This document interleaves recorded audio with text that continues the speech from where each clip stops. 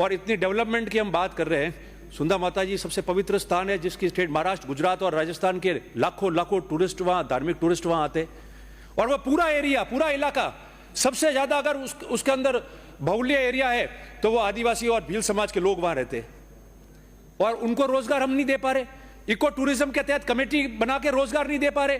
और तो और क्या होता है कि जो सुंदा माता जी का स्थान बना वो मालवाड़ा के स्वर्गीय दुर्जन सिंह जी थे, उनकी देन थी, उनकी मेहनत थी, जिसकी वजह से वो स्थान जो है उसका महत्व बना और वो स्थान जो है उसका सारा कार्य शुरू हुआ। और कार्य किसने किया?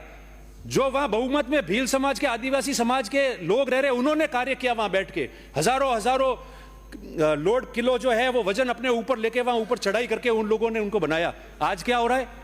वहां ट्रस्ट बन गया, और ऐसा महसूस होता है कि फॉरेस्ट के अधिकारी और कर्मचारी ट्रस्ट के डायरेक्शन पे काम करना चाहते हैं, फॉरेस्ट विभाग के कर्मचारी या डीएफओ के डायरेक्शन पे काम नहीं करना चाहते।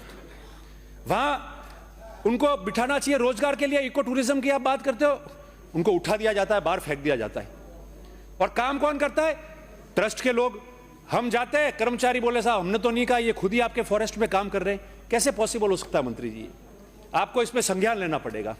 और तो और मैं क्लेम कर रहा हूं, क्लेम नहीं कर रहा, मैं कोट कर रहा हूं कि तत्कालीन डीएफओ और रेंजर ने, एसीएफ ने मेरे को कहा कि साहब मंत्री जी के ऑफिस से ऑर्डर आया, इसलिए इन लोगों को यहां से हटा देना है। मैं कोट कर रहा हूं, मैं आपको क्लेम नहीं कर रहा कि आपने कहा या आपके ऑफिस ने कहा। मैं कोट कर रहा हूं कि आपके ऑफिसर्स ये बात कर रहे हैं, जो आदिवासी जिनका वहां हक है। सरकार की पॉलिसी बनी इको टूरिज्म की, उनको हमको रोजगार देना है इसके माध्यम से। वो खिलौने बेच रहे, चने बेच रहे, ऊंट चला रहे, घोड़े चला रहे, पर्यटकों को, धार्मिक पर्यटकों को घुमा रहे, और हम उठा के उन्हीं को बाहर फेंक रहे हैं। तो ये क्या किसी ट्रस्ट के माध्यम से फॉरेस्ट काम करेगा या फॉरेस्ट काम करेगा? मेरा रिक्वेस्ट है आपसे कि आप जल्दी से जल्दी इको टूरिज्म की वहां कमेटी बनाए, कमेटी बनाकर डिस्ट्रिक्ट लेवल कमेटी की मीटिंग कराकर, और उन लोगों को परमिट करे कि वो बैठ के अपने जो है छोटे मोटा जो व्यापार रोजगार करते हैं, जिससे दिन भर उनका काम करने से चूल्हा शाम को घर में जलता है, और वो आदिवासी भील समाज के लोग वहां काम करते हैं, उनका कार्य जो है वो शुरू हो जाए। तो इको टूरिज्म जो हम लोग चाहते हैं, पॉलिसी लाइए, वो बेनिफिशियल होगा और आप लोगों को भी साधुवाद और धन्यवाद मिलेगा।